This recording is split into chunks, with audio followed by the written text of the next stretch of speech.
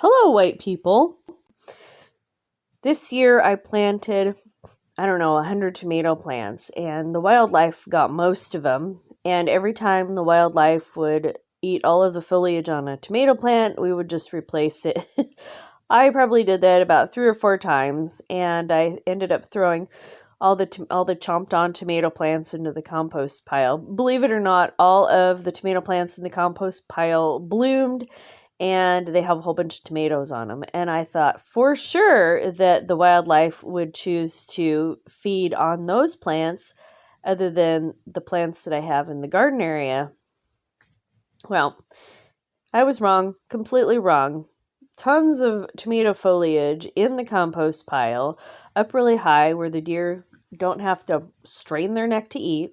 They're walking it through the garden, and they're chomping on my tomatoes and nibbling down the foliage. And so what I did was I stopped weeding. I just let the grass grow around everything. And any of the tomatoes the tomato foliage that is hidden underneath grass, the wildlife has left alone. How about that? Good things happen to lazy people.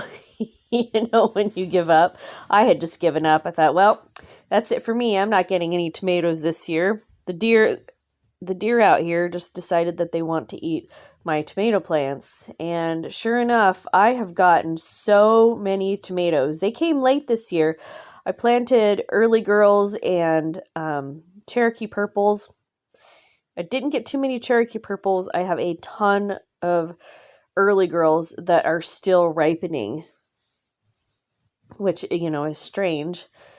And I have gotten so many that I cut them up and I put them in a freezer bag, and then I make chili or spaghetti sauce. And out here in southwest Ohio, chili is a big thing. And I'll have to make a separate video on that because it's pretty comical about how much these people out here love their chili.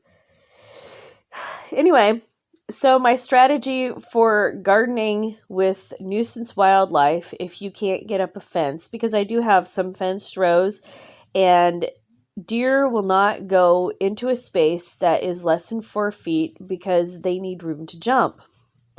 And they've shocked me. The larger deer have gone down my bean rows and have been eating my bean foliage, but they only go, I think, about 6 feet down one row that's fenced on 2 sides.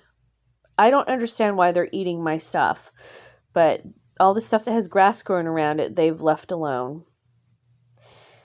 And anyway, I also have a new video on BitChute. I'll put a link in the comments section. Thank you so much for listening. I look forward to your thoughts below.